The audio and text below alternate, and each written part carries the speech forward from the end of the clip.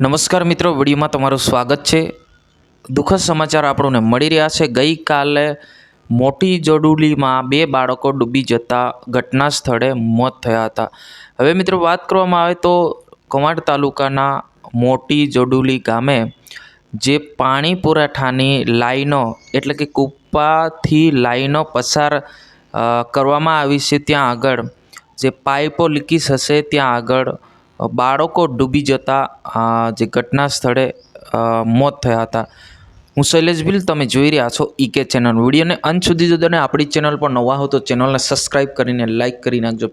તમને ખબર છે, ગુજરાતભરની માહિતી જે છે તમારા સુધી પહોંચાડવાનું તાત્કાલિક આપણે કામ કરી રહ્યા છે। હવે મિત્રો દુઃખદ સમાચાર આપણને મળી રહ્યા છે કે જે બાળકી જે ફૂલ જેવી બે બાળકો જે છે એમના જીવ ગુમાવ્યા છે। એ ગઈકાલે જે ઘટના બની છે છોટાઉદેપુર જિલ્લાના કવાંટ તાલુકાના મોટી જોડુલી ગામે જે બાળકો ડૂબી જતા મોટી દુર્ઘટના સર્જાઈ છે।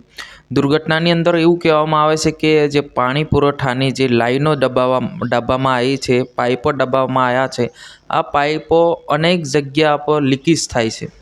જ્યાં આગળ બાળકો ડૂબ્યા છે એટલું જ નહીં, ઘણી જગ્યા પર લીકેજ થાય છે। એટલે કે એનો મતલબ એ છે કે પાઇપ ત્યાં આગળ કોઈપણ પ્રકારની ધ્યાન રાખવામાં નથી આવ્યું અને બધી જગ્યા પર લીકેજ અને પાણી નીકળતું હોય છે। ત્યારે બાળકો, જે નાના બાળકો હશે, એ બાળકો ત્યાં આગળ જે એક હશે એ કુંડીની અંદર આ બાળકો જે છે હવે આગળ બાળકો ડૂબ્યા છે। ત્યાં દુઃખદ સમાચાર આપણે કહી શકીએ છીએ।